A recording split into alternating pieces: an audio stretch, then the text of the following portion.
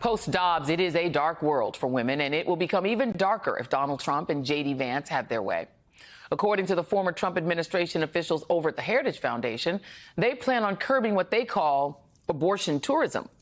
And what they really mean is they would stop women who live in states that are reproductive health care deserts from traveling to another state for care.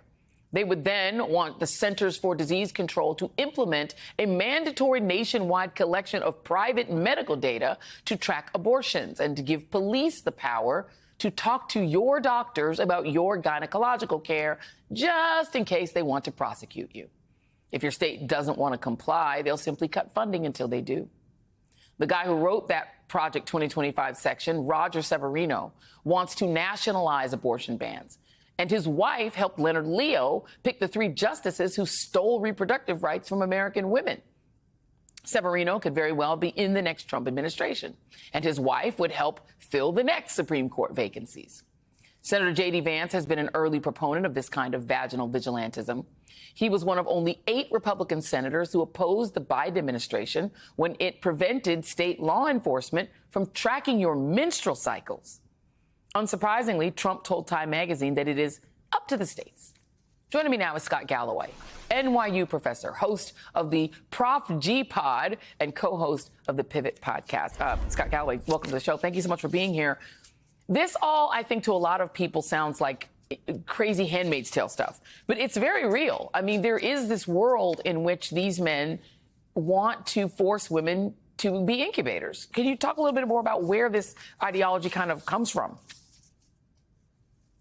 I think it comes from a pretty dark place, Joe. I mean, did you 4 years ago think we'd be sitting in America where 1 in 5 women have to leave their state to terminate a pregnancy? And I actually don't think there's really any chance it'll be totally outlawed, because I think the most mendacious thing about this movement right now, or this trend, is not that it's an attack on women, but it's an attack on poor women. I just think that if J.D. Vance's nephew and his girlfriend or wife were to get pregnant, they'd be able to figure it out. I think this is absolutely targeting, if you will have the biggest impact on mostly poor women of color who don't have the resources to find a way out here. So in addition, I mean, essentially, on a broader level, this has impacts globally. Trump tried to reinstate a global gag rule that would reduce funding to even talk about family planning to international groups. And I think the most mendacious thing about this, or the most upsetting thing about this, is, let me say the quiet part out loud. If we elect somebody who's been found guilty by a jury of his peers of sexual assault, which in any language is rape, who calls women horseface or fat pigs, haven't we as a nation basically said we are normalizing misogyny? Yes.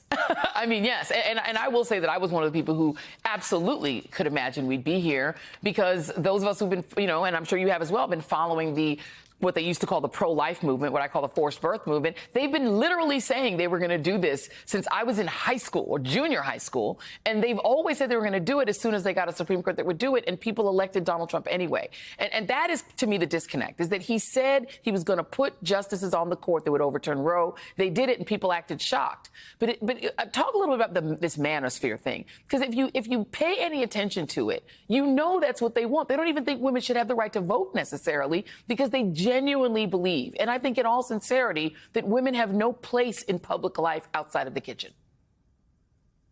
Yeah, look, this is frightening, and it is kind of season 9 of The Handmaid's Tale. What I'm trying to focus on, and I think warrants more attention, is, all right, how do we make sure that Vice President Harris is elected and this dystopia doesn't come to bear? And what's unusual about that discussion is that we thought this election was going to be a referendum on women's rights and bodily autonomy. And quite frankly, Vice President Harris has probably kind of locked up the young female vote.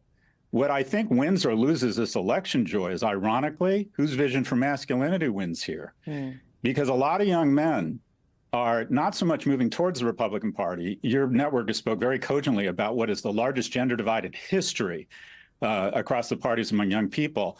It's not men moving towards the Republican Party. They are just as supportive of gender rights as every other group. They're moving away from the Democratic Party because, quite frankly, they don't feel seen. If you go to the DNC's website, it says explicitly who we serve. And it lists 16 demographic groups that, as far as I can tell, cover about 75% of the population, or specifically don't cover young men. So in some, they don't feel seen. And the Democratic Party right now is facing the same issue that many universities in the DEI apparatus has seen, and that is when you're explicitly advocating for 75% of the population, are you advocating and representing them, or are you discriminating against the 25%? So and also, we never miss an opportunity. The Infrastructure Act will result in 70% of those new jobs will go to men without necessarily college degrees, but they didn't want to talk about it. The real opportunity here is this vision of masculinity, I think, represented by Walz. It's more one of what I call protection and service as opposed to toughness and strength where the Republican Party is trying to go.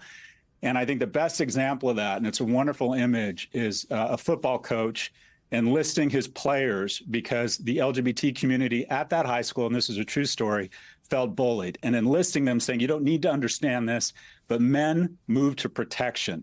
So ironically, I think our ability to protect women is going to be based on who has a better, more appealing vision of masculinity that appeals to what is becoming the key swing voter group here, and that is young men.